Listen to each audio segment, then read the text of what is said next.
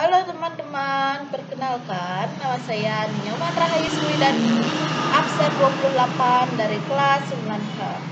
Hari ini saya akan mempresentasikan tentang mengembangkan ekonomi kreatif berdasarkan potensi wilayah untuk meningkatkan kesejahteraan masyarakat.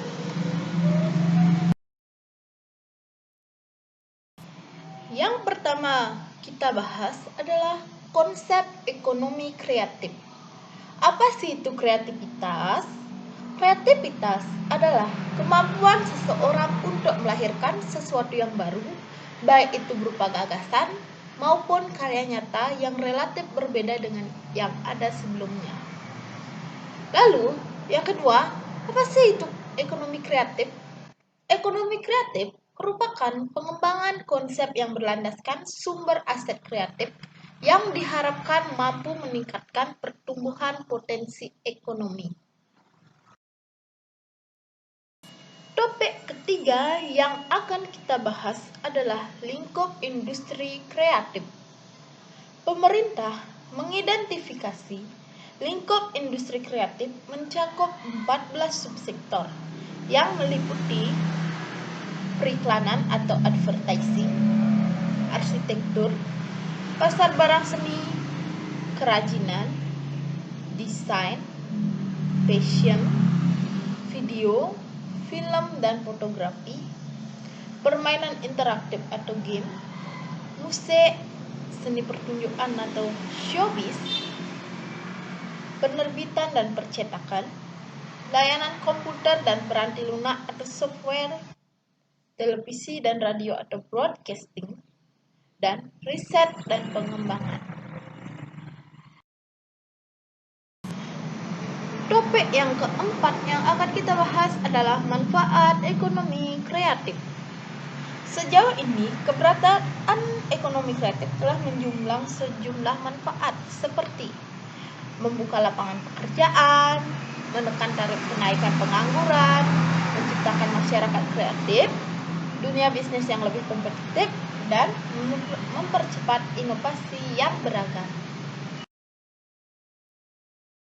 Topik yang kelima yang akan kita bahas adalah upaya meningkatkan ekonomi kreatif.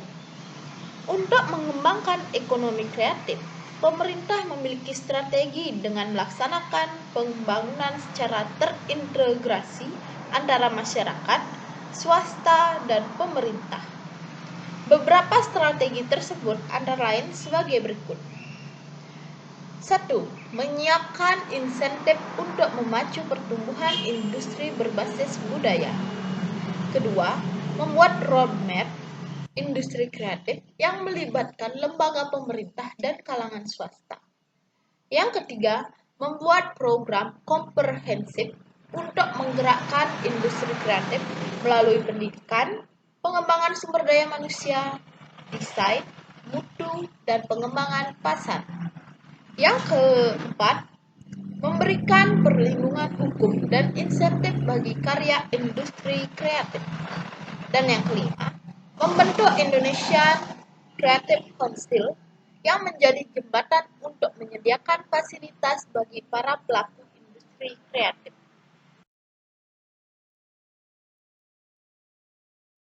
Topik yang keenam yang akan kita bahas adalah upaya pengembangan ekonomi kreatif. Kementerian Perdagangan melakukan upaya pengembangan ekonomi kreatif untuk mewujudkan strategi pemerintah dengan langkah sebagai berikut.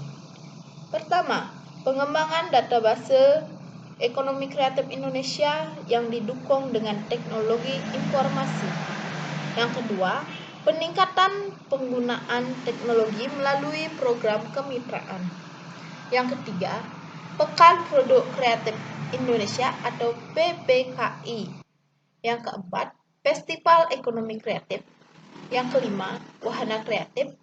Dan yang keenam, peningkatan jangkauan dan efektivitas pemasaran. Nah, teman-teman, adapun kesimpulan dari presentasi saya. Yang pertama, ekonomi kreatif merupakan pengembangan konsep yang berlandaskan sumber aset kreatif yang diharapkan mampu meningkatkan pertumbuhan ekonomi. Yang kedua, lingkup industri kreatif mencakup 14 subsektor. Yang ketiga, ekonomi kreatif memiliki banyak manfaat bagi pertumbuhan ekonomi di Indonesia.